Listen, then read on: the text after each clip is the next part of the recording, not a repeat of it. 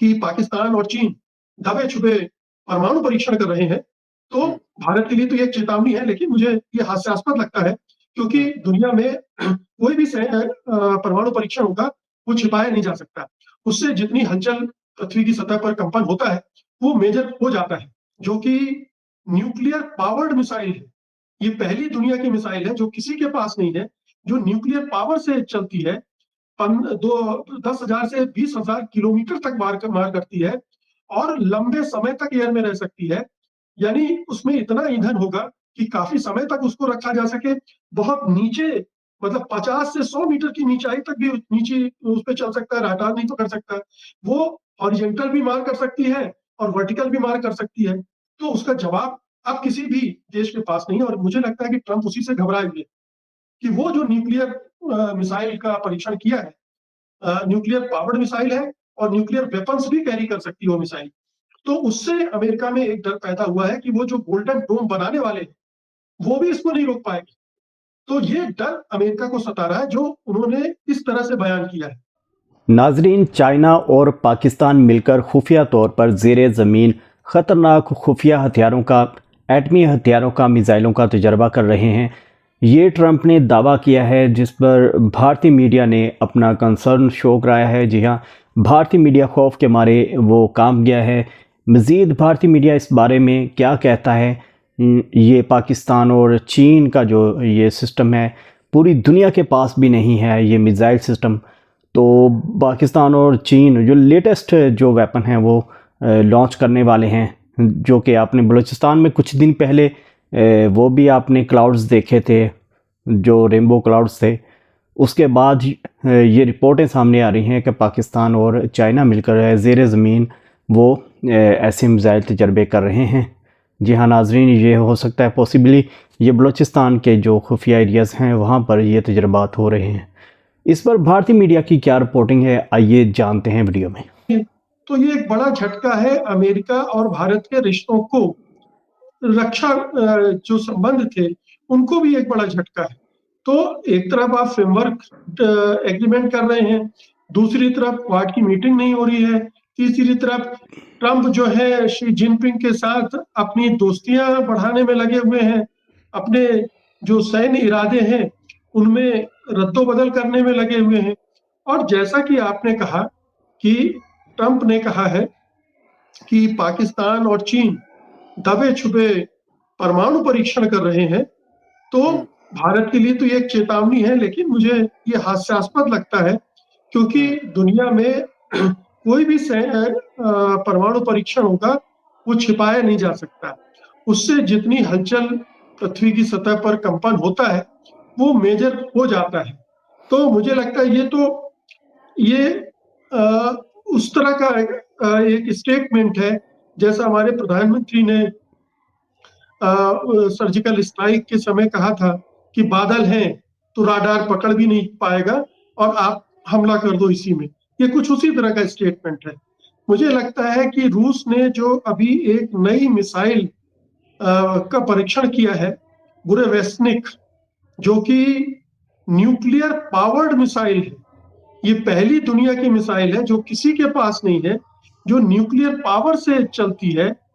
10,000 से 20,000 किलोमीटर तक मार करती है और लंबे समय तक एयर में रह सकती है। यानी उसमें इतना ईंधन होगा कि काफी समय तक उसको रखा जा सके।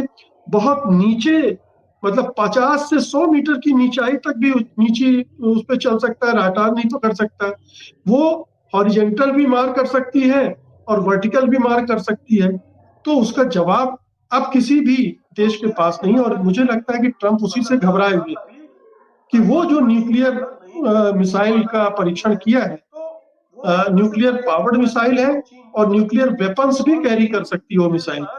तो उससे अमेरिका में एक डर पैदा हुआ है कि वो जो गोल्डन डोम बनाने वाले हैं, वो भी इसको नहीं रोक पाएंगे। तो ये डर अमेरिका को सता रहा है जो उन्होंने इस तरह से बयान किया है। तो मुझे लगता नहीं है कि हमें इस बात पर ट्रंप के बहुत गौर करना चाहिए कि चीन और पाकिस्तान दबे छुपे एक्सपेरिमेंट कर रहे हैं, परमाणु परीक्षण कर रहे हैं।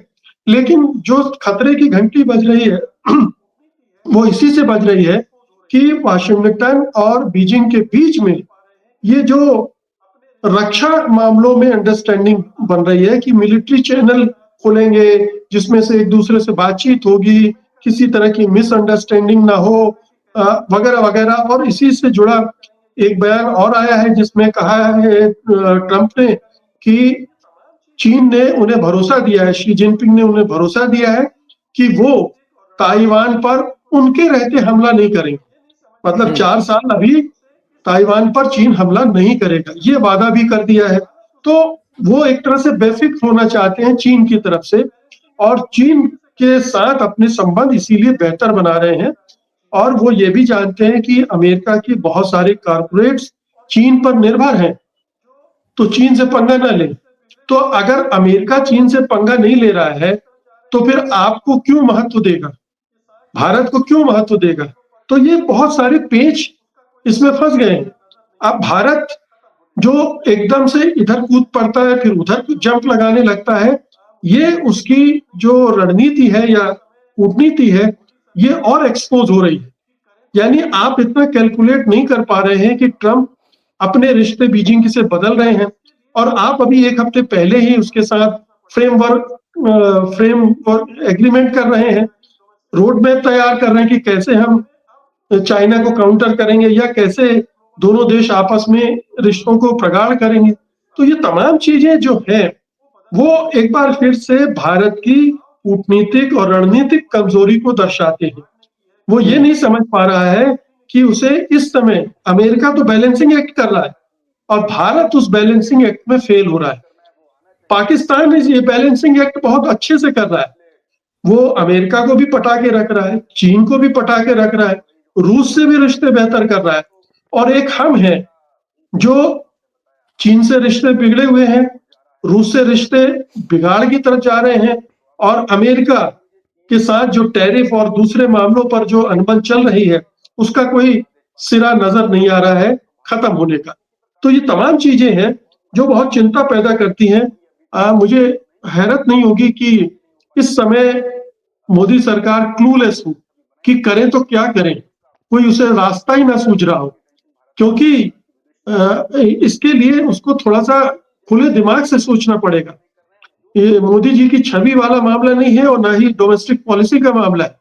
इसमें अब नए जब समीकरण बन रहे हैं, नया ग्लोबल ऑर्डर बन रहा है, तो आपको भी अपना सारा मामला जो है वो बदलना पड़ेगा। तो इस बदलाव के लिए कितनी तैयारी हमारे विदेश विभाग ने की है, कितनी हमारे प्रधानमंत्री ने की है, ये देखने की बात है। क्योंकि अगर ये एक बहुत नाजुक समय है अंतरराष्ट्रीय राजनीति के लिए, भारत के लिए अपने हितों की रक्षा के लिहाज से भी, कि वो इस समय बहुत ही फूंक फूंक कर कदम रखे और किसी को न दुश्मन बनाए और बहुत ज्यादा दोस्ती गांठने की कोशिश भी न करे। एक ये है कि अपने हितों की चिंता करते हुए, एक तरह का संतुलन कायम करते हुए, जितनी भी जो ग्रेट पावर्स हैं, महाशक्ति तो नहीं है रूस लेकिन ग्रेट पावर तो है ही, तो तीनों ग्रेट पावर के साथ अपने संबंधों को कैसे बेहतर बनाए, इस दिशा में काम करना पड़ेगा। बिल्कुल, आपने लगभग सारे सवालों के जवाब एक बार में ही दे दिए हैं। तो बात वही है जो आपने कहा कि अब भारत को कैसे डील करना है वो आना चाहिए, लेकिन वही है कि भारत की विदेश नीति तो पिछले महीनों से, लगभग सालों से कतई बिल्कुल खत्म ही हो रही है। जो हमारे दोस्त थे वो भी दुश्मन बन गए, और तो पाकिस्तान चीन का भी साथी है जो आपने बताया, अमेरिका भी अब चीन के क्लोज जा रहा है और रशिया भी, तो भारत अकेला पड़ेगा।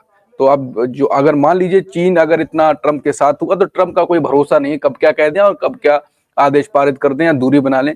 तो भारत को अपनी विदेश नीति पर काम तो करना पड़ेगा। इसके लिए हमने बहुत महीनों से शो करे हैं, लेकिन कोई अभी तक काम तो नहीं हो पाया है, अभी तक कोई डील भी नहीं हो पाई है, ना कोई एक महान नेता की जो छवि बनाई थी, ना उस छवि से कुछ काम किया गया। कुल मिलाकर अब देखते हैं कि कितनी टेंशन भारत को होगी, भारत की विदेश नीति में कितना परिवर्तन होगा। सवाल उठते रहेंगे, जयशंकर को हटाया जाए, ये ठीक काम नहीं कर रहे हैं।